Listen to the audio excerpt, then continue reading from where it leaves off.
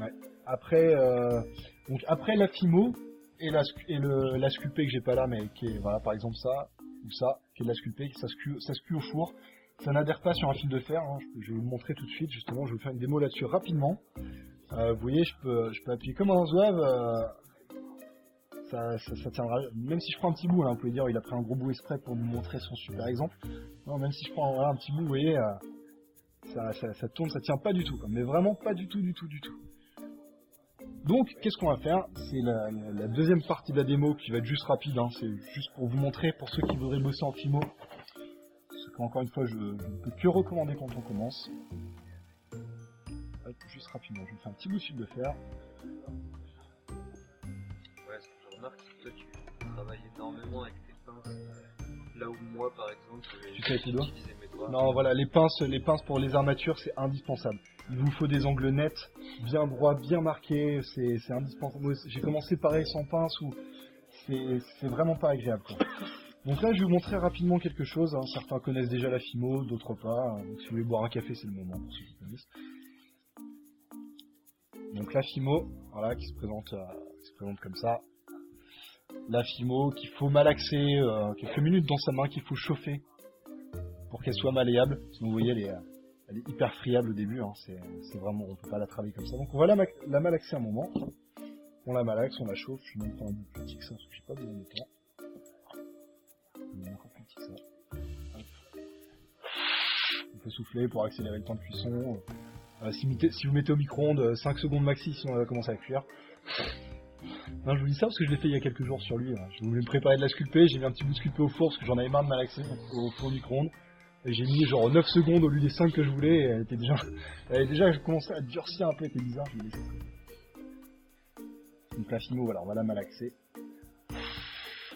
On la chauffe, mais vous verrez, hop, même malaxée, elle est un peu collante, mais vraiment pas suffisamment pour coller un fil de fer. J'aurais dû prendre le fait de passer, enfin, je pense que vous connaissez, mais... Tiens, Tiens, vas-y. Ouais. Alors, donc rapidement, imaginons... Vous voulez votre dose de Fimo, hein? Ah oui, on vous connaît. Donc imaginons là, voilà, j'ai un bout d'armature, hein, c'est juste pour l'exemple.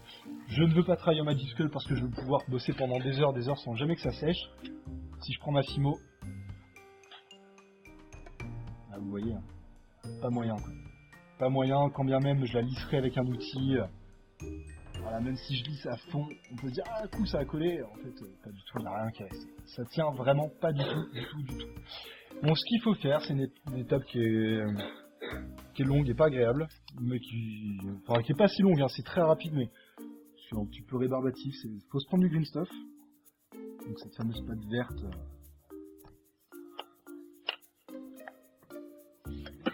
Cette fameuse pâte verte très collante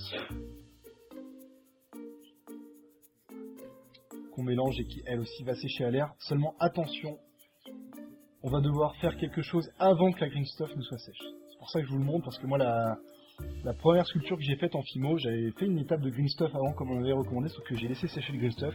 Forcément j'ai eu beaucoup de mal à faire adhérer la Fimo.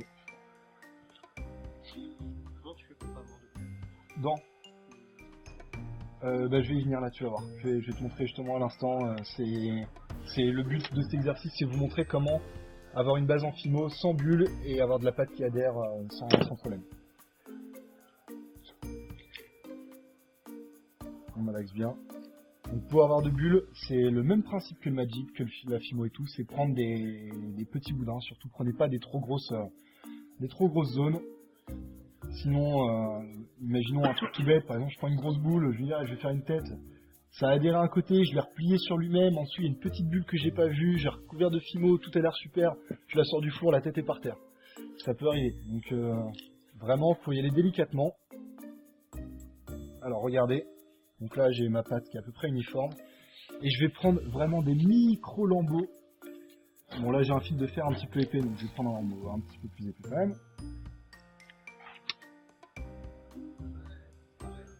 Pareil, je vais modifier mon doigt, je vais prendre mon outil Et je vais faire comme avec le Magic tout à l'heure, c'est faire en sorte que ça adhère partout. Ça sert à rien de prendre trop de pâte d'un coup, ni pas assez, hein. Faut quand même l'avancer. Vous avez 1 heure pour faire cette étape avant qu'elle soit inutilisable. Enfin 1h30 on va dire, mais après faut utiliser le pouvoir collant de la green stuff pour utiliser la Fimo derrière, donc il faut quand même le faire assez vite, mais vous voyez, je vais vraiment prendre mon temps de bien recouvrir tout le fil de fer. Mais vraiment quoi, je lisse, je passe bien, qu'il n'y ait pas de bulles, que tout se passe bien. Je vais le faire juste sur le devant. Mais c'est pas tout parce que les bulles entre le fil de fer et la green stuff, c'est quand même très rare, c'est pas là le plus gênant. Le plus gênant, et c'est pour ça que je voulais vous montrer cette étape là, c'est une bulle qui se créerait entre le green stuff et la Fimo. Et là ça peut vraiment être problématique et ça va arriver très souvent si vous prenez pas attention à cette étape. Parce qu'en fait le principe d'une sculpture en Fimo, c'est qu'on met une très fine couche de green stuff et une très fine couche de Fimo pendant que la green stuff est encore fraîche. Si elle a trop séché, ça va pas adhérer, ça peut faire une bulle. Si on met un trop gros bout et qu'on lisse pas assez sur le green stuff, ça peut faire une bulle. Donc là je vais prendre un bout de Fimo qui va faire la même taille que ça. Et je vais faire vraiment des lambeaux de Fimo quoi. Vraiment je vais faire des lambeaux. Voilà, je vais prendre ça. Je vais le prendre là et vous vous souvenez il y a 2 secondes sur mon fil de fer c'était une horreur, ça tenait pas. Et bah là magie je le pose sur le green stuff. Et là il n'y a pas de souci, ça vient coller tout de suite. On appuie bien, on n'hésite pas, on prend son temps. Voilà, que ce soit bien appuyé partout, on regarde en même temps, qu'il n'y ait pas de l'air qui vienne se coincer, qu'il n'y ait pas de zone trop boursouflée. Et on lisse bien tout ça. Hop. Pourquoi tu fais pas un mélange? C'est une bonne question. Pourquoi pas? Écoute, on peut essayer après. Je suis pas sûr que ça fonctionne parce que le problème du mélange, c'est qu'il va durcir mais qu'à moitié. Et il va pas être aussi collant que du green stuff. Et si tu mélanges tout de suite le pouvoir non collant de la Fimo, risque de prendre à mon avis le pas sur le green stuff. Et finalement ça risque de pas adhérer assez quoi. Je pense que si personne le fait jusque là et que tous les sculpteurs passent par une étape de green stuff qui est chiante, c'est que à mon avis il y a une raison et que vraiment c'est le meilleur moyen de faire adhérer et d'éviter les soucis par la suite. Donc vous voyez mon lambeau, j'ai vraiment pris mon temps. Si la pâte elle est encore verte, qu'il y a des zones de green stuff, c'est pas grave. Hein. C'est vraiment pas grave. Si le green stuff qui transparaît à travers, c'est pas trop grave. Le principe c'est de recouvrir un maximum ce que j'ai mis comme green stuff. Un maximum.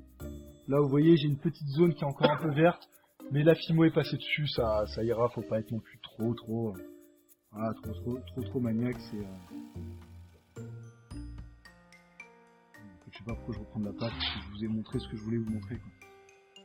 Voilà, si vous voulez faire une sculpture en Fimo, vous allez faire ça sur toute la figurine. Passer du green stuff sur toute la figurine. Alors, bien sûr, si vous ne sentez pas de faire l'étape green stuff Fimo en un coup, ce qui peut être compliqué pour un débutant, faut quand même aller vite, bah vous faites le haut du corps. Vous faites green stuff Fimo au haut du corps, après vous faites jambes Fimo, green stuff Fimo sur les jambes quoi. Faites-le par étapes parce qu'il faut vraiment que tout soit bien recouvert.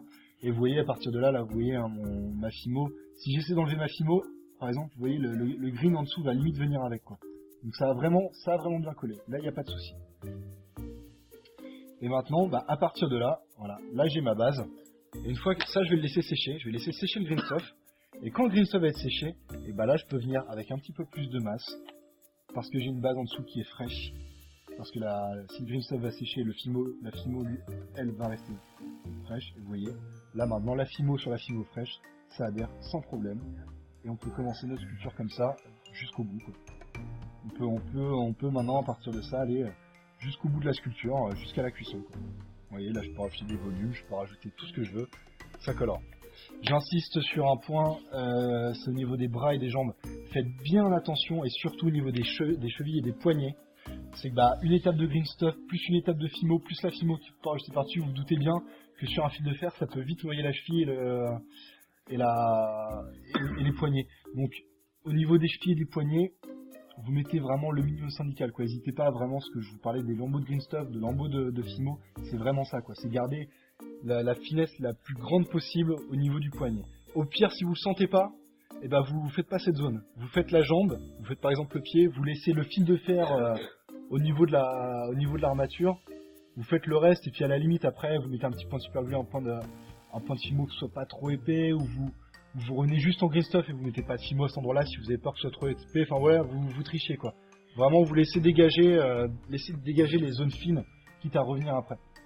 Et puis voilà, la sculpture de toute façon c'est de la pratique, c'est beaucoup. Moi je dis toujours, je donne aussi des cours de dessin, je dis toujours quand je donne des cours de dessin, le dessin pour moi c'est 60% d'observation quoi. La main elle fait le reste, c'est d'abord l'œil qui travaille, et ensuite la main à penser à regarder, vous voyez des gens, regardez-les sans les mater, hein, c'est pas de l'observation malsaine, c'est regarder les gens comment ils sont foutus, il y en a qui ont différentes statures, il y en a qui sont plus ou moins gros, plus ou moins fins, plus ou moins cambrés, plus ou moins bossus, plus ou moins grands. Il y a des tas d'anatomies différentes. Regardez les gens comment ils sont foutus.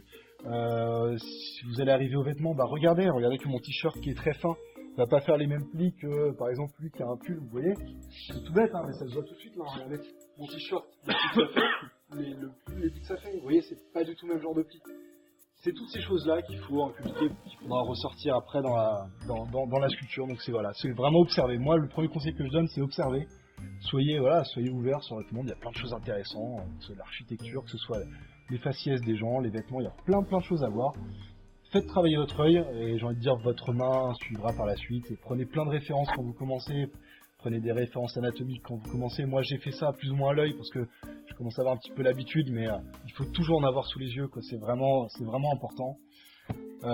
Prenez votre temps, n'hésitez pas à demander à des conseils, à des sculpteurs, hein, même, vous voyez, moi par exemple je suis sculpteur et je suis toujours preneur de donner des conseils parce que je trouve que c'est une passion qui doit se transmettre et se partager, et je pense que la majorité en mon point de vue, donc n'hésitez pas à aborder les sculpteurs, les peintres, si vous avez besoin de conseils, là, il y en a peu qui vous enverront chier, ou alors, excusez-moi du terme, c'est que c'est des cons, parce qu'on est tous passés par là. Moi j'ai débuté, j'étais content de trouver un bouquin avec des gens qui expliquaient comment faire, que quand j'ai croisé Monsieur Vladjunger ou Guillaume ou Steve parti sur un salon, ils m'ont donné tous les conseils possibles, que quand j'ai posté sur des forums, des sculpteurs très connus comme Benoît Cauchy, comme plein de gens vraiment balèzes sont venus donner des conseils à un petit débutant comme moi qui avait aucune prétention. N'hésitez pas à aller les voir, je pense qu'ils seront toujours prêts à vous donner des conseils, faut pas hésiter.